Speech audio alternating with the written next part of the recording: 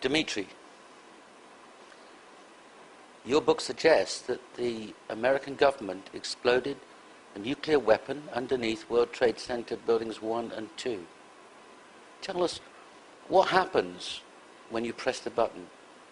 Well, first of all, I want to say that this book does not suggest, it proves that the tower was demolished by the nuclear device. The second thing, that probably it is not correct to use the word weapons in regard to this explosion, because the weapons is the thing which is primarily intended to kill the people. But it was just a nuclear demolition device which has no status of weapons, I would say like this. But still it was a nuclear device. Okay. Just to correct the question, if you don't mind. Okay, I accept that. Tell us how it works. Okay. Actually, you know, at one point I wrote an article for Wikipedia with detailed explanation how to use the nuclear device to demolish a skyscraper. And it was a good article with a good explanation. This is some page of it with a diagram. But unfortunately, this article did not exist in Wikipedia longer than a week. It was accused of being a crazy conspiracy theory and removed.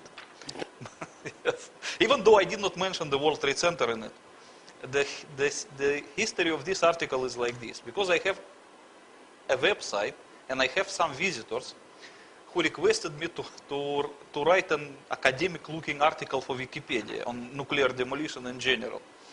So I wrote the article with detailed explanation, without mentioning September 11 or World Trade Center or New York or even America. I just only explain on purely technical terms how to use a underground nuclear explosion to demolish a skyscraper. So it means it was nothing, no politics, no conspiracies involved, just purely technical article. Still it was accused of being 9/11 conspiracy theory and removed. Okay, I still keep it in another website. I made the copy of the Wikipedia article, so it is www.nuclear-demolition-wikipedia.com. So if anyone is interested, he can check it. And I will try to use the same explanation now. Okay, this is the... First of all, I have to explain what is the difference between atmospheric nuclear explosion and underground nuclear explosion. Because many people confuse them, and that's why it seems for them that if nuclear device was used to demolish the World Trade Center, then the devastation around should look like Hiroshima. Okay, I will explain why it should not be. Okay, let's make the difference. Okay, here we are talking about underground nuclear explosion. And here about atmospheric.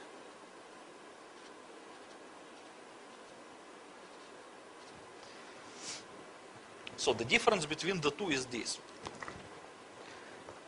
When nuclear device explodes in atmospheric condition, it will release its entire energy, about 99%,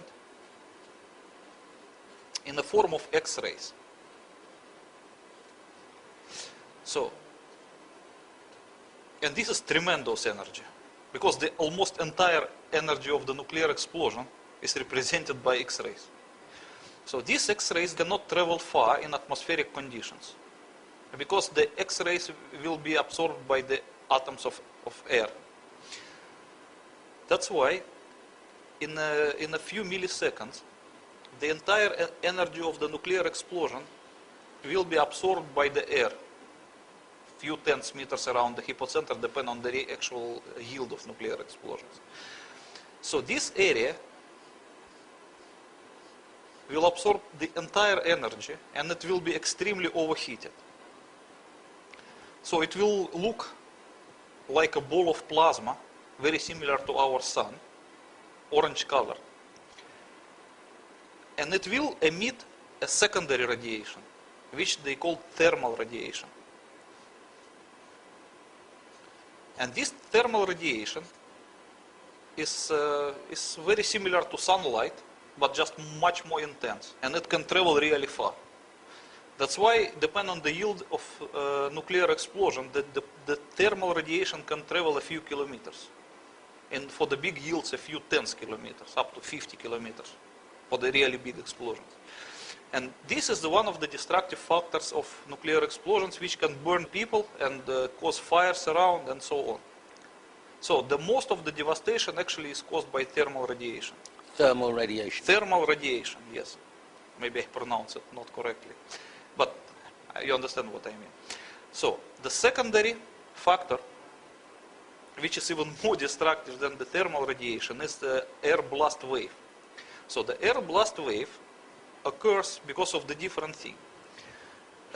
If this area is extremely overheating, this one, which they call fireballs, it tends to hit the more and more air around itself. So it will expand. And the expansion of the heated area will cause automatically cooling at the middle. So the energy will pass slowly from the center to the periphery of the expanding fireballs. And at one point, the expanding area will break away from the fireballs and will expand on its own. Further and further and further. At this point, a so-called air blast wave would be created.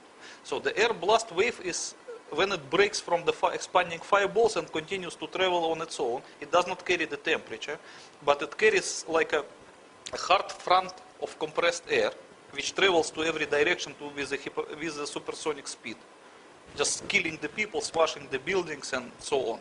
That everybody knows. That is another main destructive factor of nuclear explosion. So usually in nuclear explosion, they distinguish 5 destructive factors. One is the thermal radiation, which can burn. The second one is the air blast wave, which is even more powerful in some cases.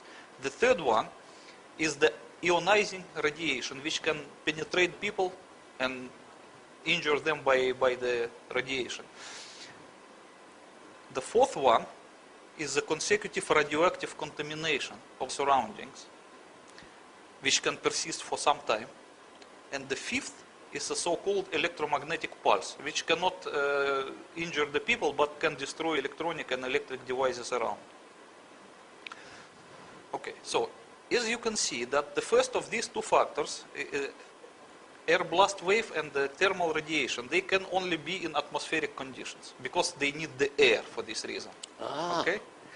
Because the air blast wave cannot be created unless there is an air around. And the nuclear fireballs, which represent the overheated air, cannot be created either if you don't have the air. Okay? So the electromagnetic pulse is another thing which does not require the air actually, but I will explain it later. And ionizing penetrating radiation that instantly goes to every direction from the hypocenter of nuclear explosion, that is just a part of primary radiation. Because as I said that 99% of it represented by X-rays, but still 1% of it is represented by the gamma rays and the neutrons, which can travel very far and injure the people. So, if we talk now about the underground nuclear explosion, we will see a different picture.